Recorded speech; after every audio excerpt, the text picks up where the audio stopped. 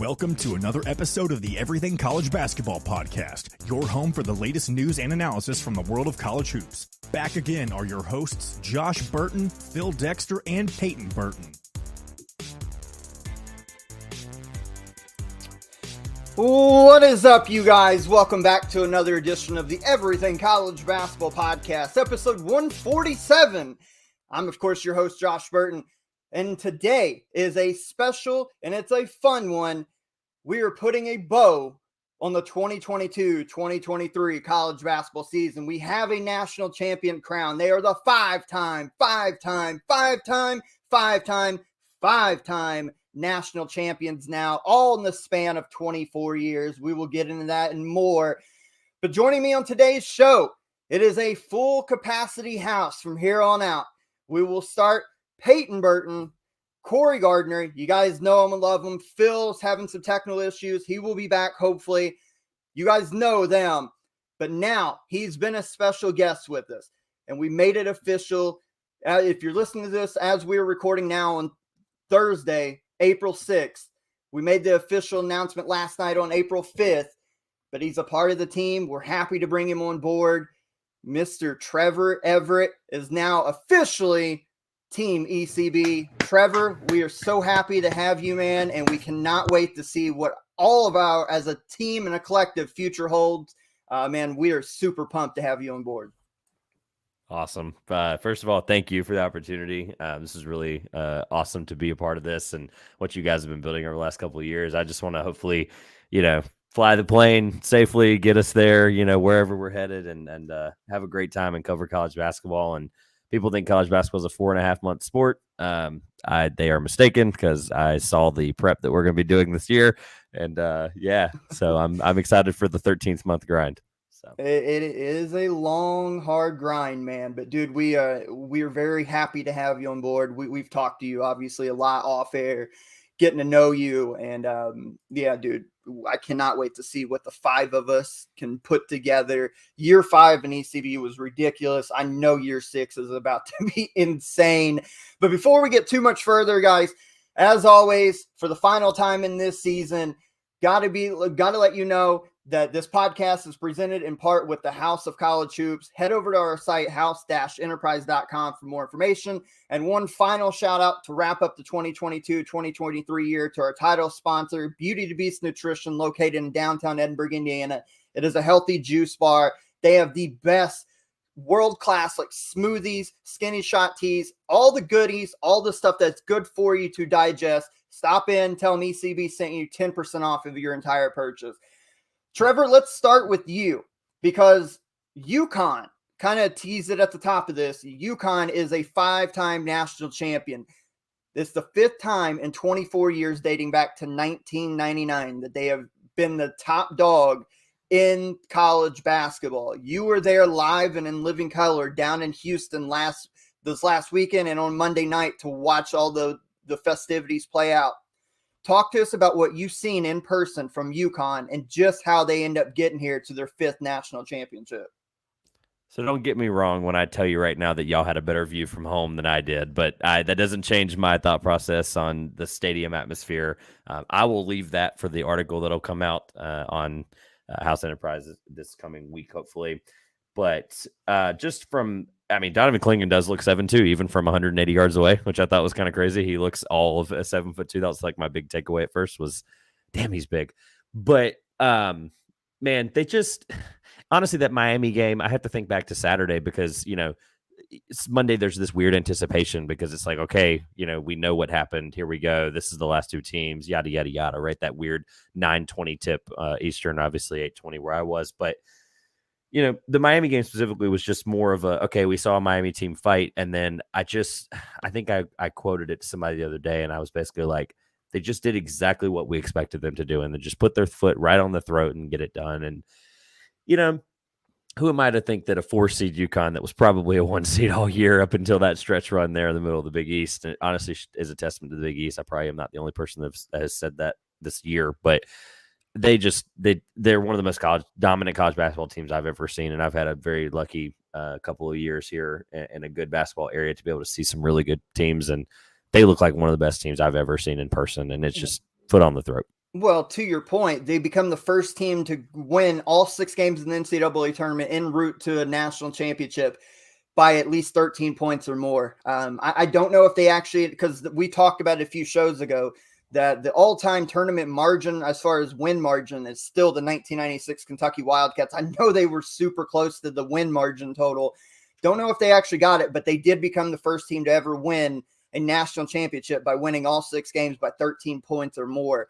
In a year that we lauded Peyton and Corey about this is a wide open tournament. We said back in December, this is wide open. This is wide open. And it ended up being a wide open tournament based upon the results that we've seen from this tournament. But at the end of the day, the team that we argued and debated and called the best team in the country back in December is a team that ultimately made it look easy en route to a national championship. Peyton, what does this say? You and Corey both, what does this say about UConn, the season we had, and kind of just the Huskies' dominance? And then when you answer that, I'm going to ask all three of you a follow-up about the state of Connecticut basketball. I personally think Connecticut non-conference this year was good as anybody in the country. It's just once they hit that 5-week skid in conference play, when teams started to figure out how to guard Andre Jackson and Tristan Newton didn't really step up, and he ended up, we'll probably talk about him in a little bit, he stepped up huge in this national championships game, had 19 points, 10 rebounds, 4 assists in the national championship game, played incredible. His progression second half of the season has been really key for them. Andre Jackson's been great. Caravan, we know what Adama Sanogo does and what he brings to the table. He's been great all season long. But the fact that a guy like Jordan Hawkins has been the key for them, pretty much all season long, has been incredible. And they just went on this dominant run. I compare this, maybe not a margin of victory, but the level of dominance in tournament since Baylor won the 2021 national championship squad, the national championship. That 2021 Baylor team was surrounded by guards, defense. They out-toughed everybody. They were more physical than every team they played. And they pretty much beat the shit out of everybody besides, I think they beat Arkansas by 9 points in the Elite Eight or Final Four or whatever it was. But still, their level of dominance that year compared to UConn's level of dominance this year. And the fact that they were a 4th seed in Kansas's region, not going to open up that can of worms again. But man, UConn, extremely impressive. Corey, how about UConn, another national title coming out of the West region in 2011, wide open tournament with all the chaos with Butler, VCU, Kentucky comes out of there as a 4 seed, UConn comes out of the West. 2014, wide open tournament, all the craziness, UConn comes out of the West, and now this year, wide open tournament, they come out of the West. If I'm UConn, don't you want to be tell the committee hey, just stick us in the West? It doesn't matter the teams out there. We're going out West, baby. Bracketology report says they only play in the West from now on. Yeah, but that was no. I mean, kind of going off of what Peyton said, they 100% came out. What was that? 18-0. They started out before they started that little bit of a skid.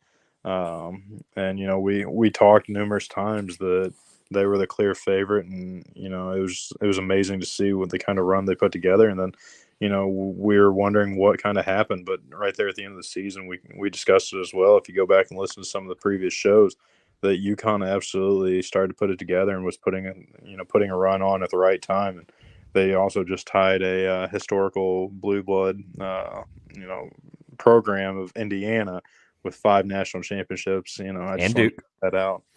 We want. You better give those Dukies that credit too. Yeah, and and Duke. We'll go ahead and just call that one in. But it was absolutely incredible kind of run they put together. And there's no other region that they ever need to play in besides the West. So actually, if I'm their AD and if I'm Coach Hurley, I'm just telling the NCAA, if it means dropping us a seed line, if we're going to be a 2. But we're going to have to play out east where it's closer to home. I think we'll take a 3 and send us out west. It's magic out there. Well, and it doesn't matter where the heck they play. Go ahead. They traveled well. They traveled really well. I sat by accident on Monday in the San Diego State Aztecs area, and I promise you, I could hear every single cheer across the stadium. I was like, oh, and I'll find a video and I'll tweet it, but just seeing that navy blue that mixed in with the Texans blue there. It didn't make any sense. One thing I wanted to throw in there that Peyton made a good point of was like people are going to make the lazy comparison of like the 2018 Villanova team. I believe I got that right, 2018. But like, that Baylor team was a really good example. But and just right when I started, really coming into college basketball as a young person, they remind me of the 09 UNC team. I know that team went 34-4, but like they killed everybody. I mean, like they made that tournament run look ridiculous. And honestly, I looked up, I did the math while everybody was talking. I was still listening, but you mentioned the average margin of victory was, what was it for the Kentucky in 96? I know going into the Final Four, it was like 31 points. Okay, so I don't remember after the Final Four because they played UMass close and it was pretty close against Syracuse. So I don't know what that dropped it to, but I do know they had it up until this year and UConn was close. So I don't know what they ended up averaging out because the Miami game, they only won by 13, and the San Diego State game, they won by 17, and then St. Mary's, they won by 15. But that 28 against Gonzaga, 24 against Iona, and 23 against Arkansas helped them average out exactly at 20 out of the 6 games, average margin of victory. So I think Kentucky from 96, the Untouchables, still have the record, but that's still super impressive. Like I said, the first team to win a national championship by beating every opponent by 13 points or more. Just unbelievable. Did not lose a game. It looks like we got Phil back. Phil, they did not lose a game outside of Big East play this year. Ran through everybody that was not in the Big East Conference. Absolute dominance from this UConn team. I want to hear your thoughts, and then I'm going to pose a question that's been bandied about this week. It's a hot topic issue, but I do want to hear your thoughts on the UConn dominance this year. Yeah, I mean, I'm sure you guys sort of already brought it up a little bit, but outside of that, stretch from December 31st to January 25th, where they had 6 of their losses, I mean, they were still pretty dominant in Big East play in a lot of their wins, which is, wild to think about. I mean, I think we have to talk about really if they're one of the most underseeded teams of all time. It was such a wide open year this year. I know they finish at 31-8. Overall, so they have 8 losses during the regular season, but them being a 4 seed, looking back on it again, because outside that 1 month stretch, they were so dominant. There's no way this team should have been a 4 seed. No, they shouldn't have. And sorry, Peyton, but they shouldn't have. But I do think those losses in the midseason stretch, playing close to Georgetown had them dead to rights there. Was the first team to have them down at halftime. So I don't know. Maybe they could have been a seed line higher, but I think Trevor, you and we talked about it, and I said they were just right. To me, I think they're right, but I guess in hindsight now, as dominant as they were coming out of the hardest region, it was easier. They probably were maybe like a 3 seed, 2 seed or whatever. Peyton? Just to put this all in perspective, you take away the teams and just look at the coaches that UConn and Dan Hurley beat in this tournament run. They beat Rick Pitino in round 1. They beat Randy Bennett in round 2. They beat Eric Musselman in round a Sweet 16. They beat Mark Few in the Elite 8. Jim Loyneg in the Final Four, and then Brian Dutcher in the National Championship game. All those games weren't even close, were by double digits to get their 5th national title. If you just put this hand right here and say you can't see me because y'all couldn't see UConn in this tournament. Shout out to Angel Reese. I don't give a shit. We'll talk about that at the end. But go ahead. All of those coaches, I would literally have taken over Hurley this year. Exactly. Like, it's crazy to me. Like 100%. I never even thought of it that way. And then Peyton said it, and I'm like, yeah, I would take Few. I would take Bennett. I would take. Oh my God! And then we get through 6. Even Dutcher may be a little controversial, but I don't know. Yeah. Okay, well, let's pivot because I'm still going to ask that hot topic issue, but you brought up something else I want to talk about. Hurley, I think, the rebuild job he's done at UConn, when he came in, they're coming off back-to-back losing seasons. They're in the AAC, and nothing happened in conference, especially at that time. And then they get back in the Big East, and he slowly builds it up. The fact that the AD in today's world of you need immediate success, you need to win big, especially at a program like UConn, they allowed him to bring in his cycle of players. Because I've always said and I've always heard, you need to give a coach at least, unless it's incredulous circumstances like Billy Clyde Gillespie at Kentucky, no way should you give him 4 years. But the majority of coaches at a high major, you need at least 4 years to get a full recruiting cycle in. They gave him, this is his 5th year and he wins a national title. Do you think now, with a title in his back pocket, what do you think this has done in the perception's eyes around the country to Coach Hurley's profile? So what is his perception as a coach to America? Is that what you're saying? Yeah, now because here's what I'm saying. I think coming into this year, people looked at him. If we're doing an old school, like say grade school lettering, A+ being the tippy top and F being the worst. I think most people would have considered anywhere between like a C+ to a B for him as a coach. That's now fair. us, we know better. We would have him probably a little higher because we know how good he is. But I think the majority of people who didn't know no better just looked at results and whatever. Oh, he's a good recruiter, but they can't get it done. Haven't got past second weekend, whatever, right? I think he would probably be a C+ B somewhere in between that. But I think now, seeing what he was able to do, building a roster, recruiting, getting the right transfer guys in. It's not just picking the best players from the portal, getting the right guys. His personality really shined through in the month of March, from the conference tournaments to the NCAA. His personality in the locker room and interviews, on the floor when they do the interviews, the whole gamut for Coach Hurley. I feel like the nation has woken up to him, and he's went from maybe a C+ to like an A- type coach now. Do you guys agree with that? Yes, I think so. And also, I just want to add this point, because I know what the question you're going to ask here in a minute about UConn and the program. I know where you're going to pivot from, but I just want to put this out. Josh, me and you, we're big wrestling fans. You know, wrestling, they're baby faces and they're heels. Dan Hurley, now that he has his national championship and watching him throughout his career, he's the next best heel in college basketball.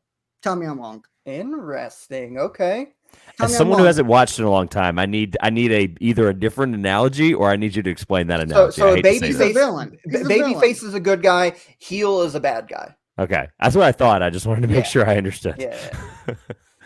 Yeah. Well, so you mentioned the heel as like the bad guy, right? Like that's the analogy, and I think he's like you're probably referring to him being like the some of the comments towards the refs and having to understand some demonstrative, stuff. Very demonstrative. Look, people, I think most of the time would see him hollering and screaming and turning red in the face and probably look like an asshole, to be honest. No, Brad Underwood. Anyway, so Brad Underwood slander. Sorry, Phil. I forgot all about that. Sorry, Phil. No, but I think you mentioned the perception of like, and you ask it from a coaching angle, but then you think about like just the national perception of him because of those comments and because of the counseling he had to go through. And then also just think about the when I think of Dan Hurley, I think of the Hurley family. I don't think of Dan Hurley. I think of his dad, who had something like 48 years coaching in New York or something like that. And then what? I think he won like 13 state championships or something stupid like that. And a couple national titles. St. Benedict. Right. Yeah. Some crazy accomplishments. And then, of course, we all know what his brother's done, coaching and non-coaching, of course. But, it's the shedding of like, okay, I'm giving him credit a lot more than most people for his Rhode Island stint. I think what he did was very similar there. Obviously, he obviously did not lead Rhode Island to a national championship. They only made one tournament appearance in his 8 years there. In the first round against Iona, they won in 2015, and then in the second round they lost closely to Stanford. But he took time. The 2012 to 2018, he had time to build them. He proved his resume, and that was the reason he got the job at UConn. So you mean shedding the light, and it's like, I'm not ready to propel him, I guess is my point, but he won a national I think title. that's a good term you just used, though, Phil, as far as Trevor using that. Shedding skin is almost apropos for him, because he did propel himself in the spotlight, being behind his father and his much more recognized in the college basketball world brother. I think this was a very much growing up kind of shedding skin moment for Coach Dan Hurley. Yeah, absolutely. And I think that something that not enough people are talking about is him as a strategist as well. Half Court Hoops on Twitter, a coach named Gibson Piper does a lot of film breakdown and stuff like that. And he broke down, he's awesome. But he broke down UConn's entire playbook and said it's probably the best playbook he's seen in the last 5 years. It's about 115 plays or so. But I also heard from an anonymous NBA source, somebody had posted on Twitter that they said that he has the most NBA similar playbook as well. 100% would agree with that.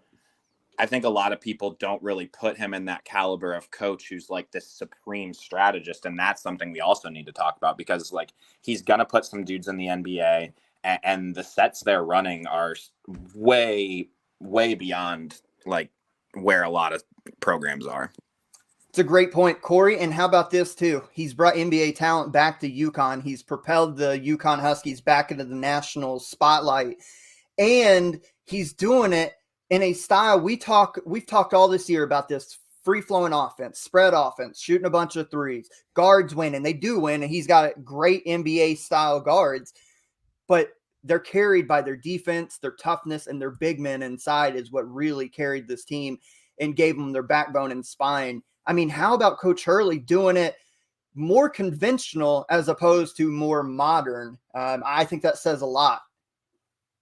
Yeah, no, 100%. He brought hard-nosed basketball back on the defensive end. Also let them kind of spread it out, move the basketball extremely well. The way they passed the ball around and just the speed they played at in that national championship to get wide open looks, move the basketball around, just completely had San Diego State kind of spinning. And I mean, they flat out shown, you know, what kind of basketball he kind of depicts and what they're fully capable of. And they had the talent, the size, the shooting capability, and it's just going to continue going up, I believe. No, I mean, that's a great point. Corey, you're always moving, by the way. You're always in a car anymore or something. Yeah, always on the road. I was saying, the famous line is "Here today, gone tomorrow." I'm on the road again. Hey, for what it's worth, every show I've done with him now, he's been in a car. So that gives he's a man on the move. And coming this week, I find out I may be packing up on the move again. So, you know, so it's just never a dull moment here. You know. Well, Corey, hopefully we can get you settled down one day coming into next year. But so the question I want to ask, it's been the hot topic issue. I'm of the belief that ask me today, I'll have one answer. Ask me tomorrow, I'll have another. That's how 50-50 down the middle I am. But UConn's got 5 national championships, all in the span of 24 years. In the 90s, when they had Ray Allen, they had some good dudes. They were good. Even though they weren't winning titles, making Final Fours, they had good teams. But prior to Jim Calhoun, from 1989 to the beginning of their program's history in 1901, they were pretty garbage. Like the rumor was that if you wanted to win, you would book UConn.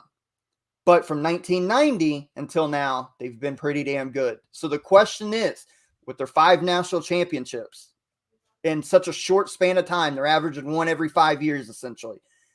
Is UConn now a blue blood program? Because I'm very, very protective of the teams that are called blue bloods. And I think it's a select group, and I think there's criteria that goes into it. But I do think if anybody's got a case to crack that blue blood fraternity, it would be UConn. So I want to ask you guys, has UConn done enough now with their 5 titles to be a part of the blue blood fraternity? I don't know Corey's affiliation, but I feel like only because you and Peyton have a blue blood fandom, we have to be very careful with this conversation, at least from a, hey, I understand now your criteria is this and this and that. My team's not anywhere remotely close to this conversation. So I feel like it's at least fair for me to say that that was the biggest thought other than should the game be held in a stadium or the Final Four be held in a stadium, which the article can address. I won't go over that today, but do you want me to give you my criteria so maybe it helps out? Yeah, because at the end of the day, that was the second biggest question for me when I went on Saturday was I need to walk away from this with an answer, because if they win 5, and I forgot all about the 4-0 thing, like whatever, like that has nothing to do with your criteria probably, but they're 5-0 in national championships. That is not a secret. Like people realize that now. So that is something that like I knew going into that obviously, but yeah, I'd love to hear it so I can at least maybe frame my shape. So just my personal criteria when you're considering blue bloods, and you guys might have something that triggers my brain and makes me add, oh yeah. But so my criteria is a multiple things. 1, obviously titles. 2, wins. 3, a history. I'm talking decades worth of success. And that leads into the other point. You've got to be a blue blood. You've got to win national championships with multiple different coaches. 4 key criteria in my then Duke's not a blue blood for you. Yeah. Duke's the lone exception. They're the lone exception because prior to Coach K, who did Kentucky beat in the 1978 national title game? They beat Duke. Big Boobas was there years ago too. I mean, they had multiple ACC Player of the Years. They had multiple National Player of the Years. Thank you. So Duke's the one lone exception to this rule. But my blue bloods, Kentucky, One with four different coaches. Sorry, 4 different coaches. Sorry, 4 different coaches. Coach Rupp, Coach Hall, Coach Pitino, Coach Cal, 8 national championships. They've been good since they started playing basketball back in 1903, essentially. Kansas, how many, Peyton? 3 national titles, 4 national titles, multiple head coaches. North Carolina, multiple, 6 national titles, multiple head coaches. Yeah. Indiana, I know they're very borderline. They would solidly be in it still had it not been for the last 15 years. Fair. But I'm still got them holding on because they've won multiple national titles. They've been historically successful, but they are very, very much teetering. UCLA, of course, they're another one. Up until the last couple of years, they were teetering as well. But that's really my list. And Louisville, to me, still kind of. I mean, they're borderline as well. But again, they've won national championships with multiple coaches. They've been really good dating back to the 1960s. Obviously, this year was an outlier. They were really god-awful. But those are my kind of, 6 schools? And then if we add UConn, that'd be 7 or whatever. But that's my criteria. So based on that criteria, let me hear what you guys think.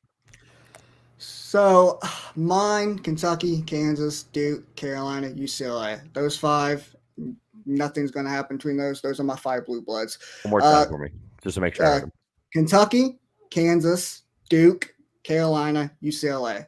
All right, those are good. All right, we should all agree on those, period. Those are my 5 set in stone blue bloods. I don't give a shit what anyone says. Like, those are there. Fair. Up for debate. Now, Trevor, you mentioned you don't know what Corey's affiliation is. He is an Indiana fan.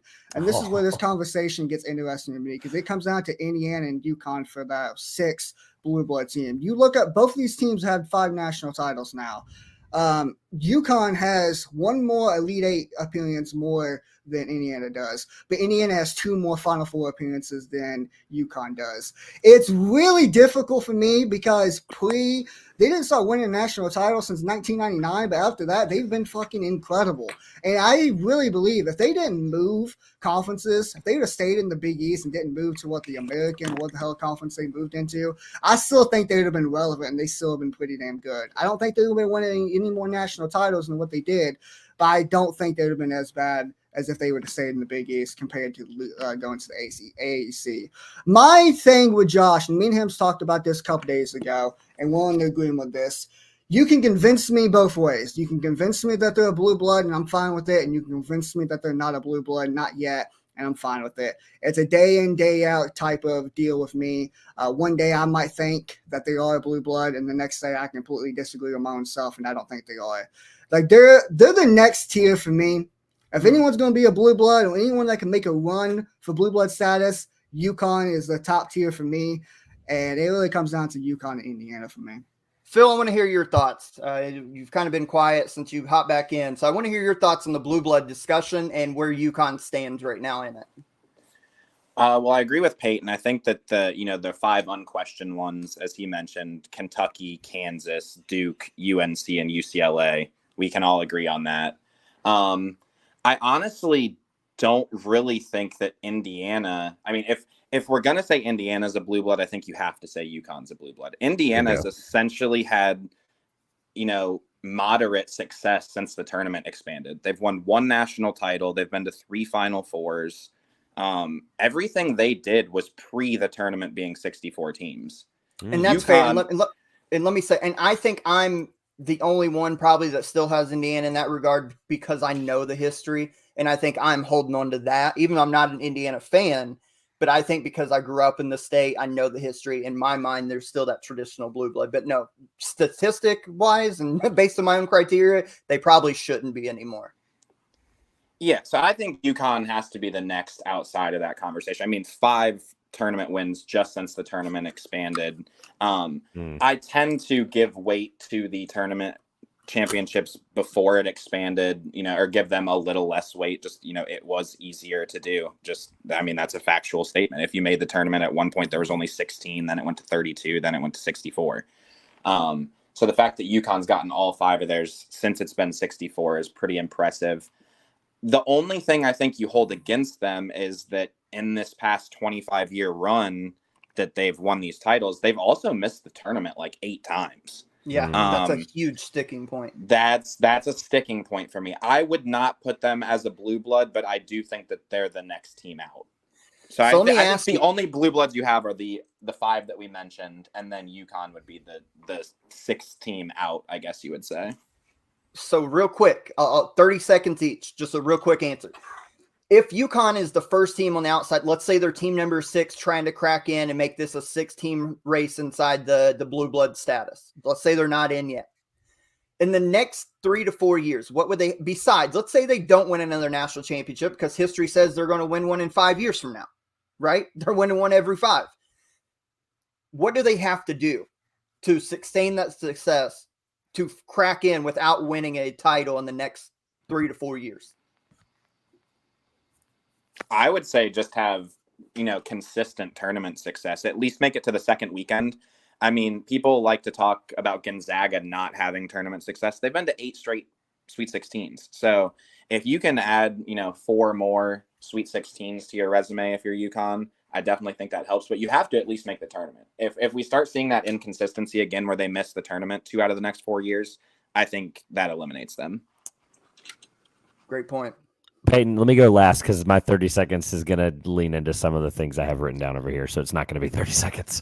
Well, that's fine because mine's going to be like 10 seconds because I agree with everything Phil just said. They got to stay relevant. They can't let this title be like a one and done where they're great for 1 year, then the next 4 years they're struggling to make the NCAA tournament and finishing not even top 4 in the Big East Conference. So I think they still got to be relevant. They still got to finish top 3 in the Big East, be a top 10, top 15 team all season long for a couple years. I think they're in a good position, though, and I think they got a great coach in Dan Hurley, and I think they can get it done. I'm with real quick, Trevor. I'll give mine just real quick. You got it. I'm with everything that Phil and Peyton just said. I think in the next 4 years, without a title, I want to see them to get to at least the bare minimum, Elite 8 again, if not a Final Four, just to kind of another sticking point, because that's what successful blue blood programs will do, that they find ways. The other thing real quick, UConn, 1,799 wins, 1,012 losses. Compare that. My bad. Compare that to Kentucky, right? Who Seth Greenberg and Jay Williams say is not a blue blood now, and UConn's taking their place.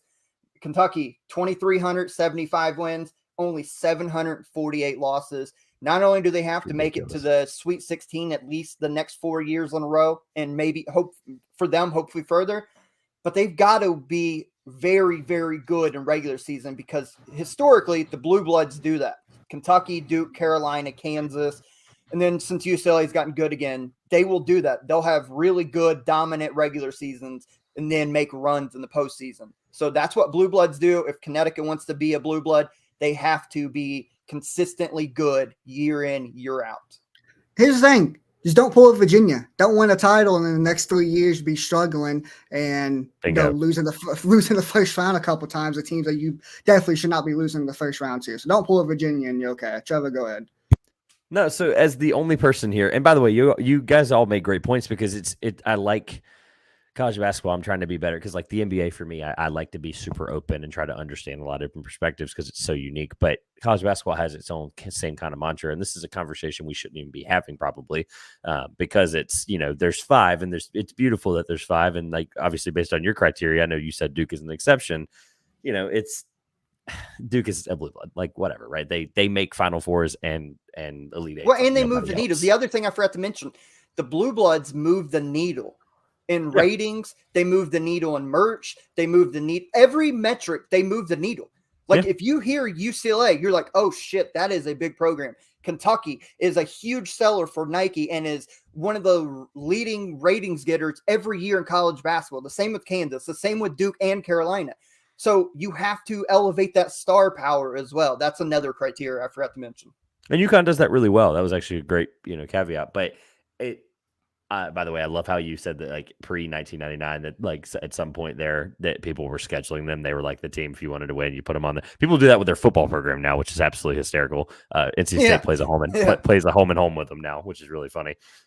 Love watching them win 63-0 every other year.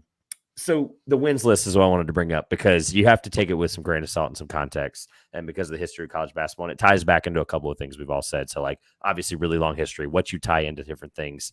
And Phil, I know you've been to the Dean Dome. You look up and Carolina fans, take home that 26 championship very, very strongly. I think it's 26 or 29, but they hold one pre-tournament era. I don't consider any championship before 39 a championship. I don't care what anyone says. It doesn't make any sense to me. But you look at the wins list. UConn's 25th. I'm going to read you some names ahead of them that are not anywhere close to the blue blood conversation, and I'll tell you why it's not as big of a gap as you think it is. So they're obviously 1,806 wins all time, 61% win percentage. Teams ahead of them: Princeton, Michigan State's 23rd. That's a good team in front of them, obviously, but it's a gap of 12 wins. So Penn, Washington, West Virginia, Arizona, Villanova, BYU, Western Kentucky, Utah, Illinois, Texas, Cincinnati, Purdue, Indiana at 10, St. John's 9, Notre Dame 8, Syracuse, Temple at 6. Again, blows my mind too. UCLA, Duke, North Carolina, Kentucky, Kansas. So other than the 5 at the top, which I think is beautiful, Kansas, Kentucky, North Carolina, Duke, UCLA, that's it. They're the 5. They're the 5 best winningest programs. It's clear those are the 5. I think if you realize that you take out, I'm not going to name them all again, but if you take out Penn, Washington, Western Kentucky is 16, for God's sake. Notre Dame is 8, which I know there's some old history there. Cincinnati 12 has some history in the 60s, but you take out some of these chunk teams there. UConn's basically, if you look at like the difference in wins, they're a couple seasons away from being close to the 2000 mark. Like they're not going to be 25th forever, and they really even shouldn't be 25th. They should be a little bit higher anyway. But the point I'm making is that if you take the wins part of it into consideration and take that with some context, honestly, based on your criteria, UConn's a blue blood, and I think that's what I came away from the weekend as. And I think they are the 6th team, and honestly, that's no disrespect to Indiana, but they have been the most dominant. And I know the 8 tournament misses. I'm so glad one of y'all said that, because that is crazy that they've missed eight tournaments since 1999. Like, I get it. That's stupid. It's very much with UConn. I'll make this real quick, Peyton. Very much with UConn, a win or bust. That's it. Like they're either going to win the tournament or they're going to have a very subpar. And like you said, your opinion can change, but like this moment, if I'm talking about the last 25 years, they have to be considered one for me. And that can change. If they had that, like you asked about the 30-second and to answer the question that you asked that was supposed to be 30 seconds was, what can they do? Well, if they're consistent, then I think they stay where I have them. But I don't think another team is as close where it's like your Indiana, unfortunately for Indiana, but like, there's that next team down where I think that's okay to consider them there. But UConn's proved it in our lifetime. And like, I have to take some weight to that, because even though they have not been good before that, they're top 25 in wins. And as we just laid out, they're a lot closer to 5 than they are to 25. So real quick, before you started talking, I convinced myself, UConn, not a blue blood. I don't think they're just that. But once you started talking, and it's really not anything that you said specifically, just something that just popped in my head and it kind of just blew my mind. I think UConn is a blue blood for one reason and one reason only. And just for listener purposes mention my blue bloods. I got Kansas, you got Duke, Kentucky, North Carolina, and UCLA. How many of those programs have to deal or compete with a legendary women's basketball program? That's a good point. Ooh, so you mentioned Titletown earlier. Like, what about the town of Connecticut and the school as a whole? I mean, I think Josh, you mentioned that very quickly, but like, yeah. And I've heard there's bad blood between. I won't get into this, but I heard there's bad blood. And I talked to some folks. I talked to some folks this weekend, and I was mildly surprised to hear that they took a photo together. And yeah, there's some bad blood, but let's just leave it at that. So, again, the UConn Blue Bloods talk, it can go either way. They are very close on the doorstep one way or another. Just real quick, we'll do this real quick because we do have to move on. Kind of looking at that title game, UConn dominated 76-59. San Diego State could not buy a bucket. Connecticut just completely tuck away middle drives. They tuck away paint. And without having the ability to get to the rim, San Diego State couldn't score. They just could not score. They went long stretches without scoring the basketball. Connecticut was super dominant, as they were throughout the whole tournament. San Diego State did find an opening there late in the game. They tried to claw back, but Connecticut just cut their head off when it mattered the most. Phil, real quick, kind of just wrapping up, looking back on Monday night's national title game, some stuff you tuck away from it, players, plays, moments, whatever it was, from UConn's dominating route to their fifth national championship. I mean, you pretty much covered it, but I would say that San Diego State got off to that hot start, started off 4 for 5, and it looked like the over might have been a good play there for about half a second. And then UConn just completely cut the paint off, and San Diego State just, struggled to score, which is what I think we were all afraid of. But you kind of mentioned it in our group chat too, that, we all love seeing the, Cinderella kind of make it there, but when they're end up being overmatched like that, it just results in a kind of iffy title game. And I think that's what we saw this year. Bingo.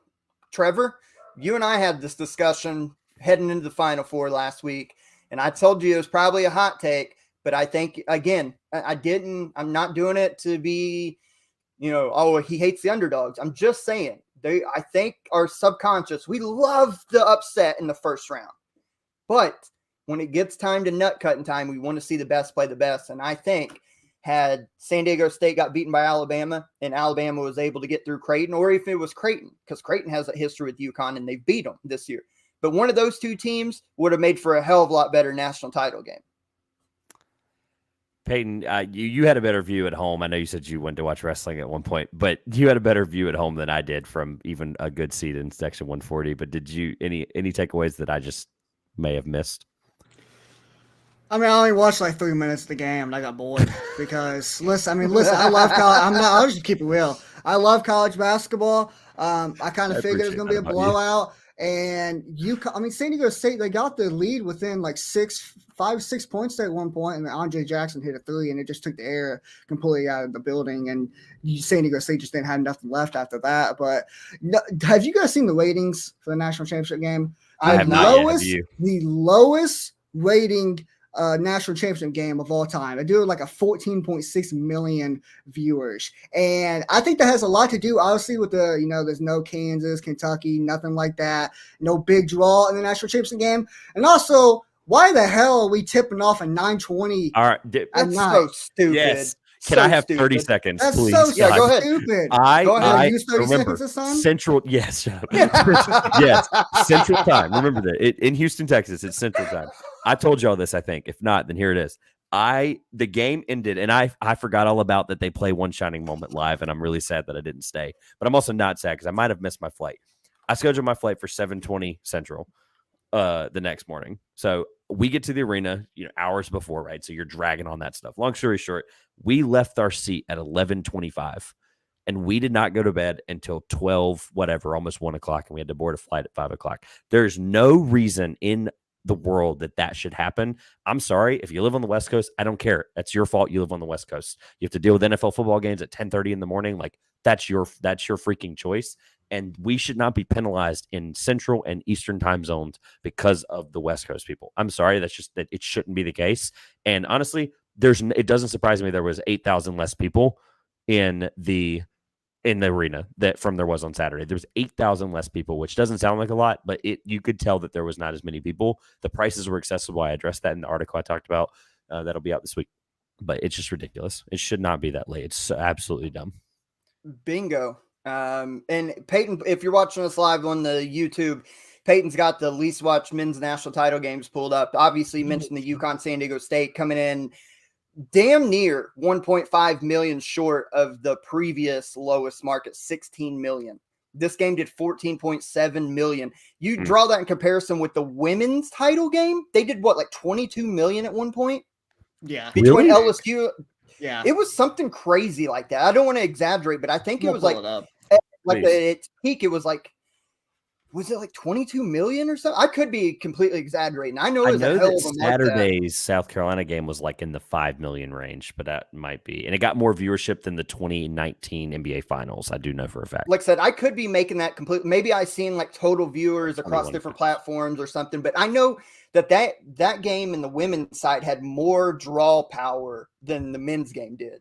So, wow. Okay, 9.9 million. Okay, so look at year over year and look at the peak. Look at the year over year and peak. And that's no offense, that's the women's game. And we love the women's game, but it only did what 7 or 5 million less than the men's national title game. Again, the time is ridiculous. 9:20 p.m. tip time, 8:20 out in the central time zone. And the game, if it would have been Alabama in that game, you have the number 1 overall seed against a UConn team who had already beaten them in the regular season, or Creighton who had beat them in the regular season. That's a better drawing game because people actually thought Connecticut would have got beat. I don't know if, unless you're a San Diego State fan coming into this game, or you're betting the underdog huge and you want the play to pay off, I don't think anybody in their right mind really thought San Diego State was going to win this game. I don't. Yeah, shout out to Coleman Crawley. He had a 65-1 San Diego State preseason national championship ticket from BetMGM, and I feel so bad for him. I really do.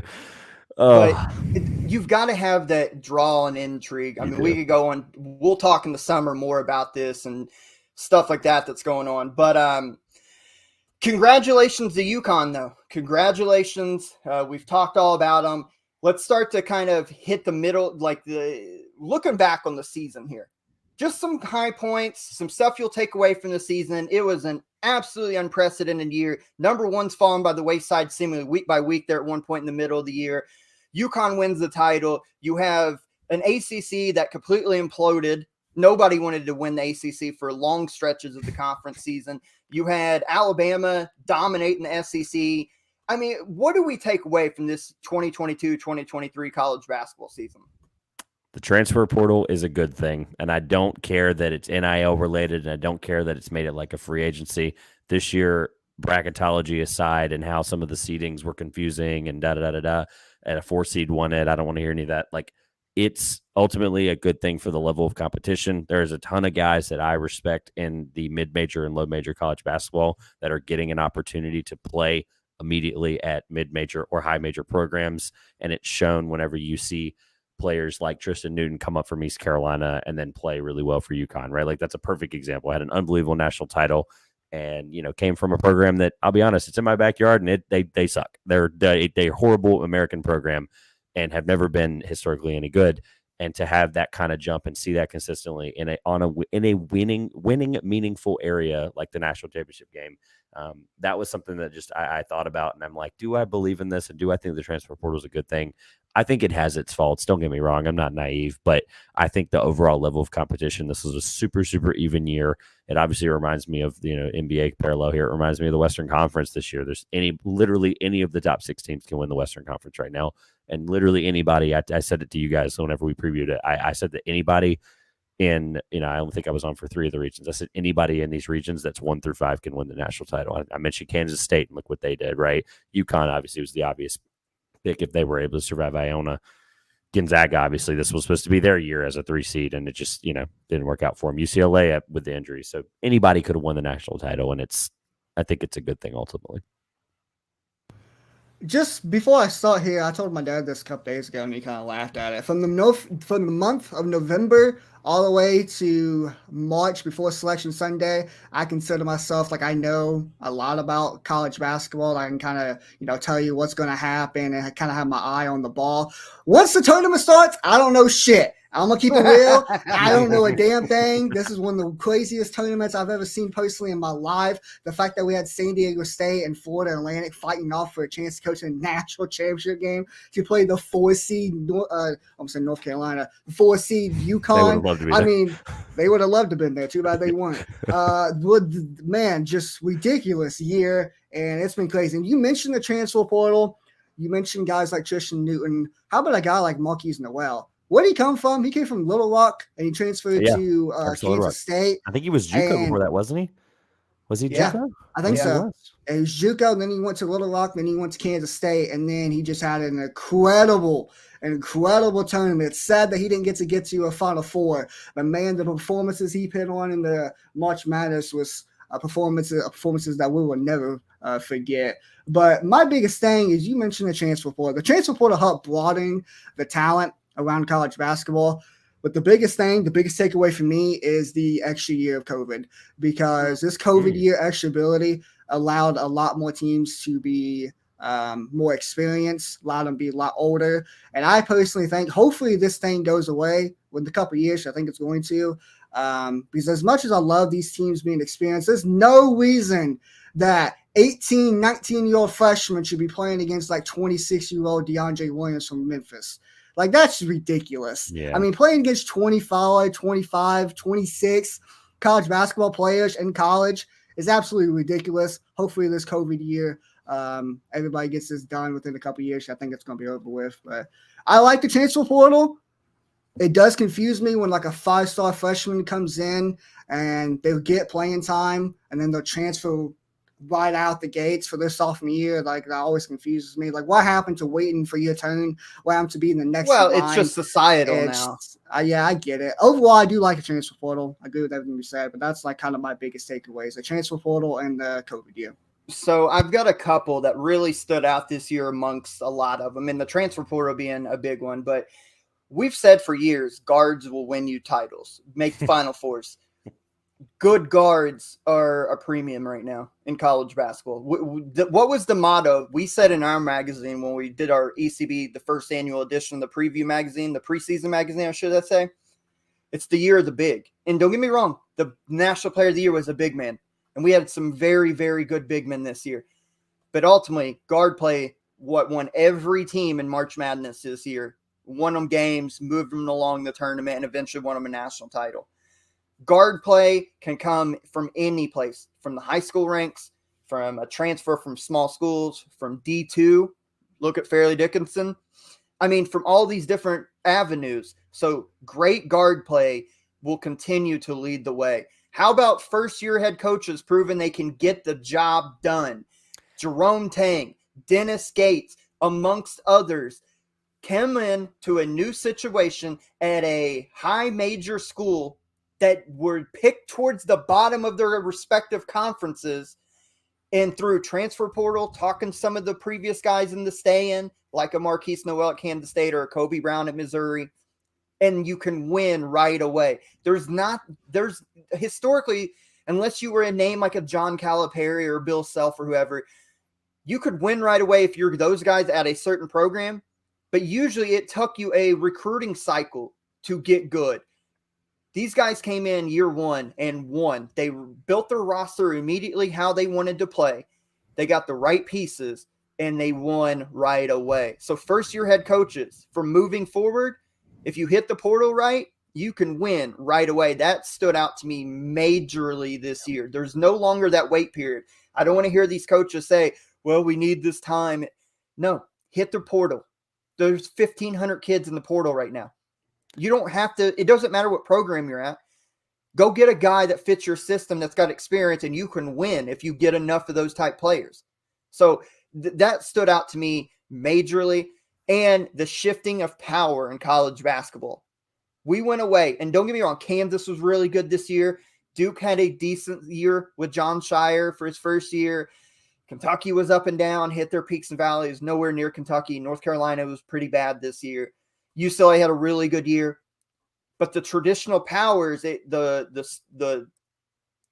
trying to think of the right term here. The shifting of power is what I'll say. Went from the blue bloods that we've talked about to the next level guys and the underneath guys. It went to the Florida Atlantics. It went to the San Diego States, the Houstons. It went to the teams and programs like that. So is this a one-off? And next year we get the return of the blue blood powers back with vengeance? Or is this something that we will continue to see in college basketball as long as the portal is around, players constantly moving, rosters being flipped nonstop? So that is something storyline-wise heading in next year I want to keep an eye on. Will the untraditional powers continue to find ways to be top 5 programs, making Final Fours, etc.? Or do we see the return of Kentucky, Kansas, Duke, North Carolina, UCLA back to the top of college basketball? I think this is a massive storyline to keep an eye on. But no, those are a couple things that I'm just going to remember from college basketball this year. And and by the way, other guys getting second opportunities, or however you want to look at it, like look at Ashaka Smart at Marquette. Really? Underdogs, I think is the best way to put that. Underdogs. We didn't expect this from Marquette. They swept the Big East regular season and conference tournament crown. You look at the ACC. Look at how Jeff Capel built his roster to have a decent Pitt team in a bad ACC. Jim Larinaga with the NIL money. You know what I'm saying? So like underdogs coming to the top of the college basketball mountain this year was such a huge thing that I'll remember from this year.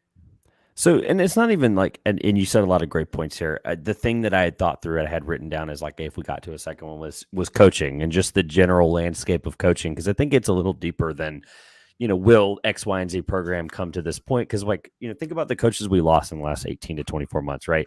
Boeheim's gone, right? Roy Williams, Mike Krzyzewski, and then think about where we are. Jay Wright, I honestly forgot he left that recently, but. Think about where we are now with like that tier of guys in that age range where you like Bill Self obviously had, hopefully he never has these problems again, but that type of program, that type of coach, like you need Bill Self on the sidelines if you're going to need to be successful right now in college basketball. And that's a huge blow to them if something like, he would have to step away again. Jim Larrañaga is not the youngest fellow in the entire world, right? Kelvin Sampson, Google his age, it'll blow your mind. But then you have like the changing of the guard where regardless of the underdog story, it's like, I think we're in good hands with college basketball in terms of the young, not just young coach, but just the coaches of the world. Like you're Kevin Willards at Maryland, right? Like that is, a guy that came in immediately, got his Jameer Young type player from Charlotte. Maryland made the second round. And Micah Shrewsbury, now he had a great year at Penn State. He's going to hopefully do the same thing at Notre Dame and a bigger job. Well, bigger as far as name value. Yeah, and I could spend all day obviously the age is not important in college basketball for the coach unless they're retiring. But Rodney Terry, Sean Miller, Mike Woodson, these are all guys that are tenured that you're like, well, those guys are starting to get old and phase out, and we really never know when the last year they're going to coach is. But we're in a really great place, and you named a lot of names already, right? Like some of your Dusty Mays and your head coach is at Charleston, and his name is slipping me right now. Pat Kelsey. Thank you. But just all of these programs, you mentioned Capel, you mentioned a couple others there, right? Like Tucker, the DeVries there and Drake. I'm just throwing out the ones. I'm looking at just the tournament right now. There's obviously many more examples, right? What Penny could be doing at Memphis moving forward if they continue to keep it together, right? But just where we are in that change of landscape. And you mentioned, and the whole point of my thought process was you mentioned Jerome Tang, and as a coaching tree guy, that is something I've always, there's years of records on this. I'm a big coaching tree guy. It's one of my favorite things in college basketball and in the NBA. But if you come from a good coaching tree, you're going to be successful. And we've seen that a lot this year. Jerome Tang is the perfect example. Well, putting a bow on this year, like we just did. Now, the last few minutes we have left of this episode today, I want to take a very quick look because we're going to have all summer to break down, diagnose, do the whole gamut to turn around and flip it and get ready for next year. But just as we sit here on April 6th, real quick, a couple things looking ahead to the 2023-2024 college basketball season. Storylines to watch out for, some stuff you're keeping an eye on. And I've got one. I've got a couple I'll start with, and I'll see what you guys think. The Big East Conference is going to be the best college or conference college basketball, I think. Look at UConn. If they bring those dudes back and they've got a good recruiting class coming in, UConn has a real shot to be very good and defend their title next year. Marquette, pretty much all those dudes, I haven't heard one put their name in a transfer portal or for the draft. That might be your preseason number one team. Look at St. John's now with Patina. They're going to, I don't know if they'll be tournament good next year, but they're going to be significantly better. Creighton will continue to be a good program. Providence is keeping the majority of their guys with a new head coach in Kim English. Speaking of Providence, Ed Cooley goes down to Georgetown. Is he going to build them up to, they can't get no worse, I wouldn't think. So I think the Big East Conference from top to bottom, and of course you're going to have your DePaul, and Butler is going to probably be bad again. But 8 of those 10 teams, or how many they got? They got 11 or 12, however many they got. Basically, 8 or 9 of those programs in that conference are going to be exceptionally good next year. So I think the Big East's return to power is going to be very interesting next year. Again, the traditional blue blood powers, Kansas, Kentucky, Duke, North Carolina's got RJ Davis and Armando Bacot back without what we all think was the guy no, I'm not downplaying and being mean to Caleb Love, but just as far as chemistry goes, he was a chemistry killer. So does that mean RJ Davis and Armando Bacot are back to form and we get to see the best out of North Carolina? They got a good recruiting class coming in. So this is a huge year for Hubert Davis. This could be Hubert Davis's last year if they don't succeed with these experienced guys coming back. Duke's got a great recruiting class coming in. Plus Tyrese Proctor and Jeremy Roach is back. And Mark Mitchell's back. Kentucky. This is a perfect Calipari team coming in with multiple guards who are tough, super dogs, physical, can get to the rim, score. You've got a unicorn at 7 foot that can step out, hit threes while also protecting the rim. I mean, there's so many things looking ahead just in April, looking ahead to what we think could happen in November and beyond for next year. I want to hear what you guys think, because I think there's incredible storylines out there to keep an eye on. I'm going to give you 3 teams who I'm going to keep my eye on for this offseason, and especially heading into next year in November. That's going to really intrigue me. And they're all pretty much for the exact same reasons. UCLA, Gonzaga, Indiana. UCLA is most likely losing Jaime Jaquez and Tiger Campbell. Today. He literally announced today. Both of them declared? Jaquez did. Yeah. Jaquez did. I'm sure probably Tiger Campbell is probably going to declare too as well. They're losing those 2 guys. Those guys has been the pinnacle of that team for the last 4 or how many years they've been at the program for UCLA. Those guys have been absolutely incredible. A dynamic duo, fun duo to watch all season long. Those 2 are gone. How are they going to overcome that? Like, who are they going to get into the portal to help build up that program again? Indiana is very important for me because they lose TJD. TJD last year and just his whole 4 years at Indiana, he's been the primary offensive weapon down low for them. Yep. Give him the ball, let him work. Now that he's gone, I know they got Peyton Sparks coming in from Ball State, but that's the only guy they got coming in. They got no recruits coming in. Who are they going to get? Well, they've got Gabe Cupps. I mean, he's not going to be like a game changer, but he'll be a rotational guy that can score. Gabe Cupps is pretty good. But I think the bigger question with Indiana, Peyton, that maybe you were getting to, and I'm sorry if I cut you off. Does Indiana and Coach Woodson change the way they play? Yes. Do they go away from back to the basket so much? Because they'll have Malik Reneau back unless he decides to transfer or whatever, put his name in the NBA draft. But will he go away from traditional back to the basket, 3 around 2 post type offense?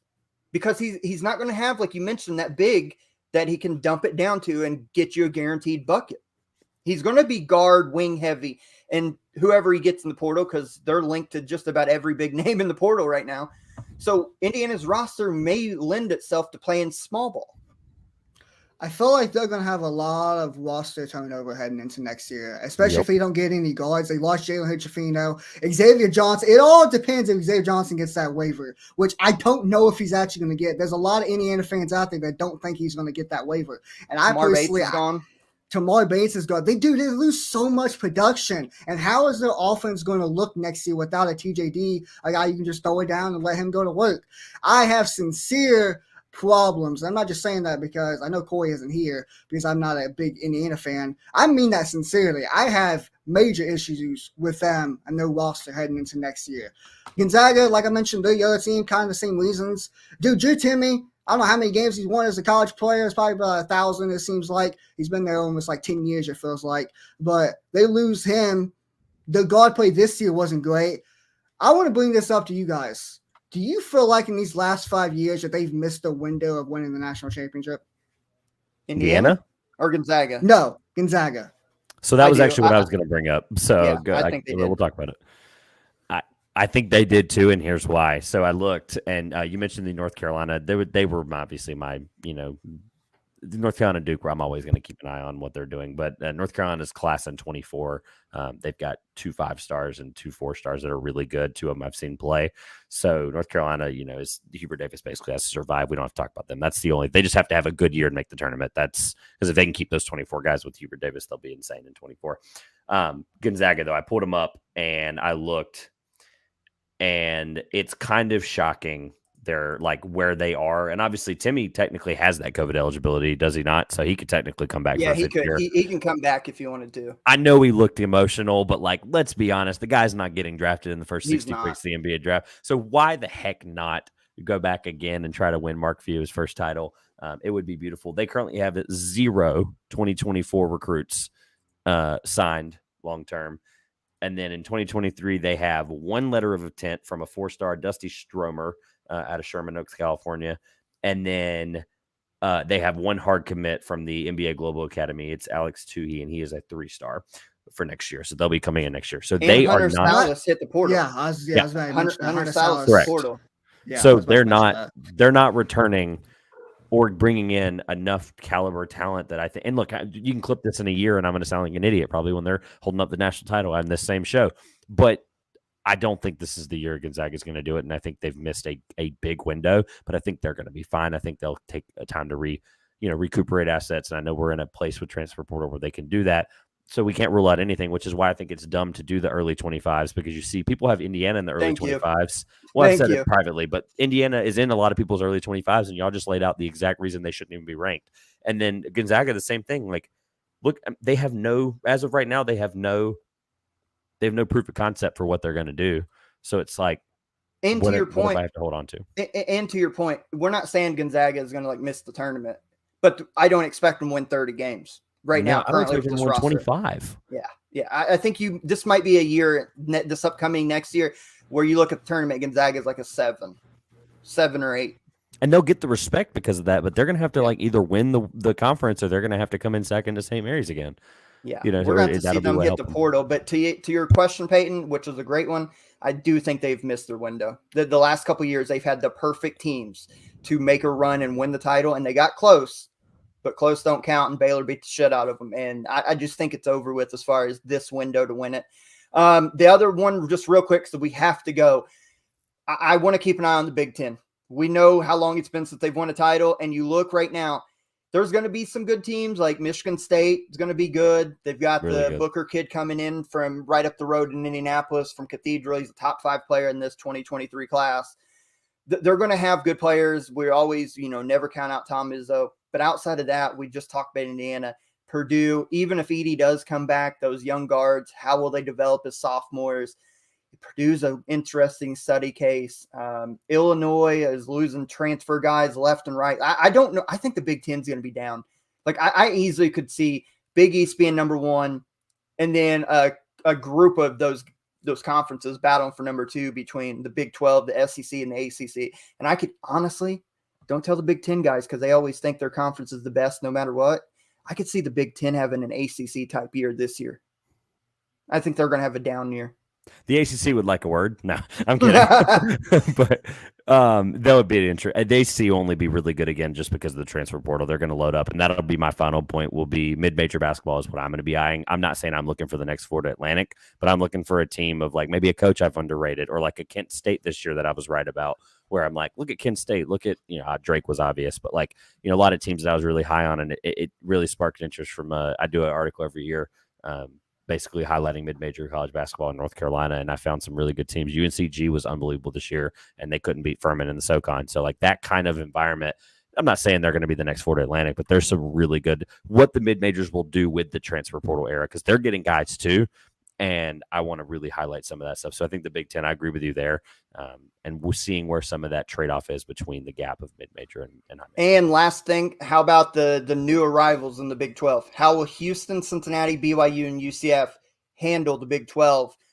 There's lots of storylines to keep an eye out on. We're not even close to being ready to preview anything yet, because rosters are going to be fluid. We're not going to be able to until we come on here in October and start doing our conference previews, and we get the magazine out to you guys. But guys, it was a tremendous year 5 for ECB.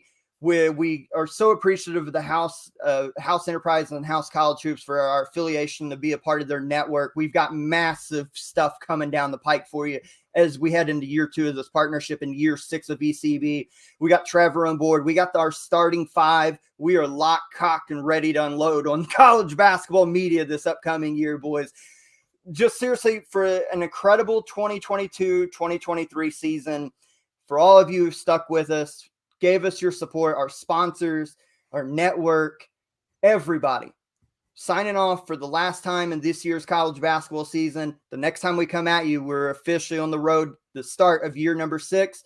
It'll be summer shows. You know what that means. It'll be a lot of fun, a lot of craziness. You never know what the hell we're going to talk about. But putting a bow on this 2022-2023 season and year 5 of ECB until year 6. I'm Josh. That's Peyton. That's Trevor. And for Corey and Phil, who had a dip, we appreciate you. We love you. And we will catch you down the road.